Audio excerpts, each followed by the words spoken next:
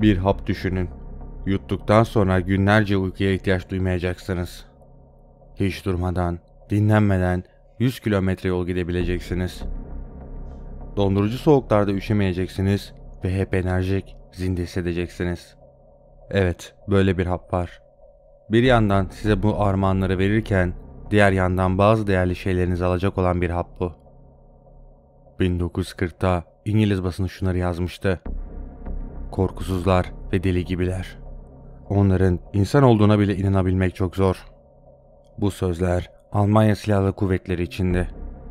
Hitler durmak bilmiyordu. Danimarka ve Norveç'i kısa sürede ele geçirmeye başarmıştı. Bir sonraki ay birlikler Hollanda ve Belçika'daydı. Almanlar Hollanda'yı bir baştan bir başa işgal etmişlerdi ve en sonunda sıra artık Fransa'ya gelmişti. Alman tankları 240 kilometrelik zorlu araziyi sadece 11 günde aştılar. Geçilemez denilen Ardennes ormanı bile onları durduramadı. İşgalin liderliğini üstlenen General Heinz Guderian, Fransa sınırlarına doğru ilerlemek için emir vermişti. Gerekirse en az 3 gece uyumadan yola devam etmenizi istiyorum. 3 gece boyunca hiç durmadan kilometrelerce yol gitmek. Bu cümle Hitler ve hırslarının güzel bir özeti gibiydi. Binlerce asker hiç uyumadan 3 gün nasıl yürüyebilmişti? İngiliz ve Fransızların karşısında bir düşmandan çok daha fazlası vardı.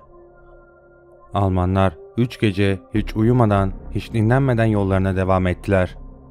Fransa'ya geçtiklerinde Fransız takviye birlikleri bile sınıra gelmemişti. Fransızların savunması Almanlar tarafından bozguna uğratılıyordu. Churchill o günleri şöyle anlatıyordu. Asla bunu beklemiyordum. Tüm iletişimlerimiz karşı konulamaz bir zırhlı araç tarafından bastırılmıştı. Hayatımda bundan daha çok şaşırdığım bir an bile olmadı. Peki Almanların bu enerjisi nereden geliyordu? Savaşı kazanmak uğruna nelerden vazgeçmişlerdi? Yanıt pervitinde gizliydi. Yani metamfetaminin hap formu. Metamfetamin 1937'de Almanya'da sentezlendi ve 1938'de piyasaya sürüldü.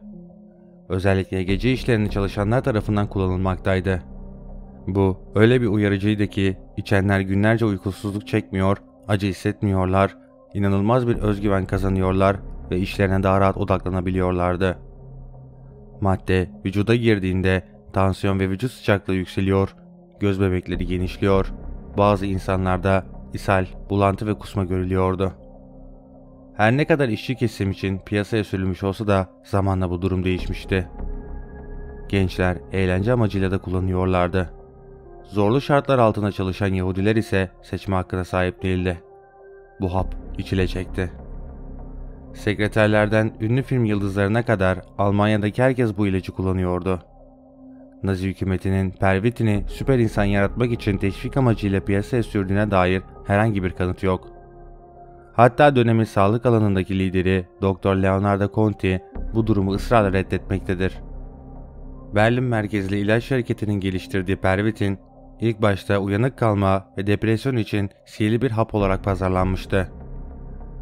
Otto Rank pervitini 90 üniversite öğrencisi üzerinde denedi ve ortaya çıkan tabloyu görünce bu ilacın Almanya'yı savaş kazandıracağını düşündü. Zira bu ilacı alan Alman askerleri uzun süre uyumadan, dinlenmeden kilometrelerce yol kat edebilirdi. 1940'ta savaşın en sıcak hatlarında savaşan Alman askerlerine tam 35 milyon pervitin tablet gönderildi. Ancak performans arttırıcı ilaçlar sadece Almanlara özel değildi. Müttefik devletler de savaş yorgunluğunu gidermek için benzetrin formunda amfetamin kullanıyorlardı. Bu maddeler merkezi sinir sistemini uyarıyor, iştahı azaltıyor ve senlik hissini arttırıyordu. Bunları ilk kez Almanlar kullanmıştı. Savaşın emekleme zamanlarında bu haplar onların çok işine yaradı. Daha sonra Japonlar, Amerikalılar ve İngiliz kuvvetleri de bu maddeye yöneldiler. Araştırmalar Nazi liderlerinin hepsinin de kendine özel ilaçları olduğunu ortaya çıkarmıştı. Yazar Norman Ühler yıllar önce bu söylenenleri ele alacağı kurgusal bir roman yazacaktı. Fakat Hitler'in kişisel doktoru Theodor Mogrel'in bıraktığı ayrıntılı belgeleri bulunca planı değişti. Norman Ühle bir röportajında şunları söylemişti. Hepsi aynı ilacı almıyordu. Biraz da olsa farklı ilaçlar alıyorlardı. Çoğu metamfetamin üzerineydi. Örneğin Göring morfinden daha güçlü olan ilaçlar kullanıyordu. Doktor Mogrel, rejimin resmi fotoğrafçısı Hoffman'ı tedavi ettikten sonra Hoffman'la yakın bir ilişki içerisine girdi ve kısa süre sonra Hitler'in özel doktoru oldu.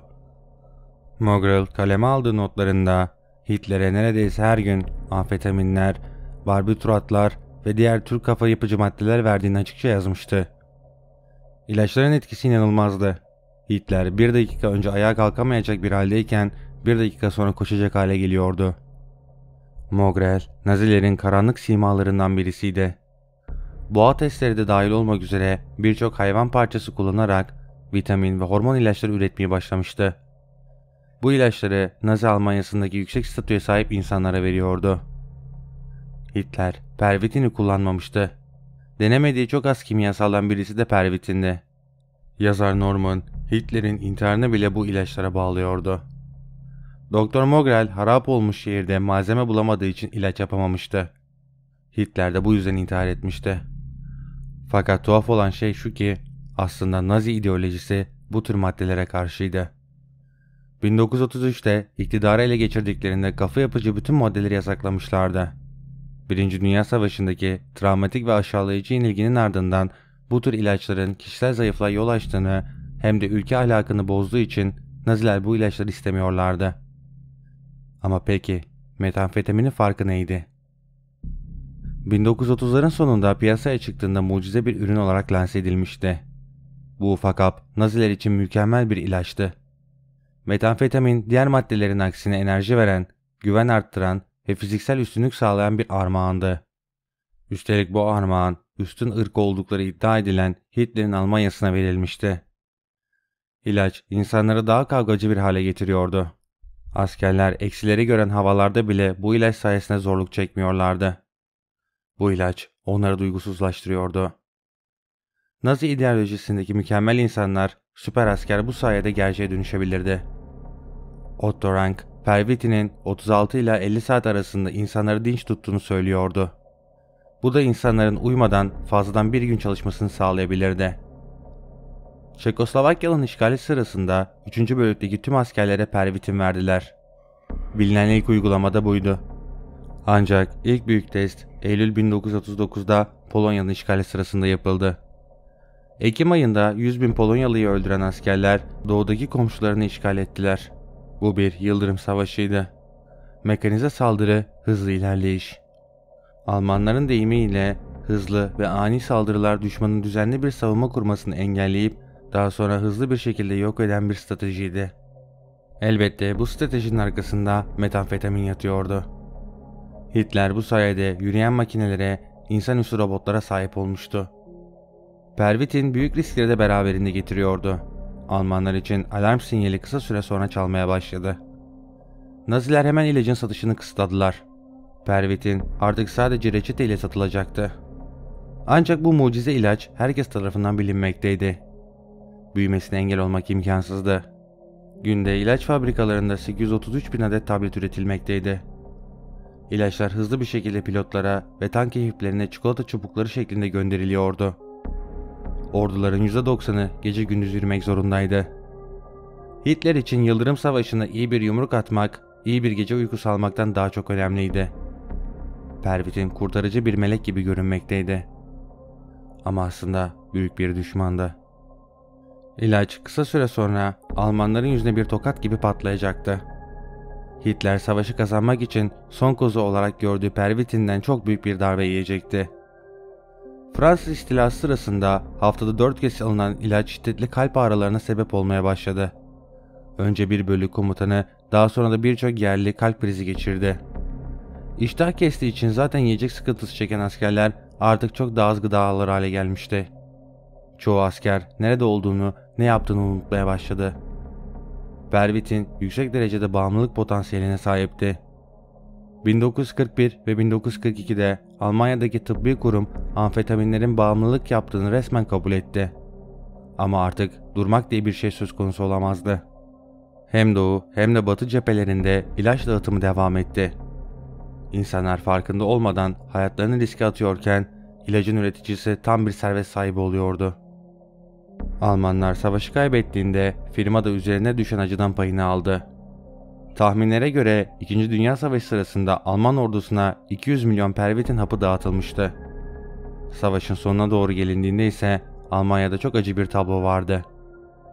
Pervitinin ve Hitler'in kullandığı ilaç oksidonun üretildiği fabrikalar müttefikler tarafından bombalanmışlardı.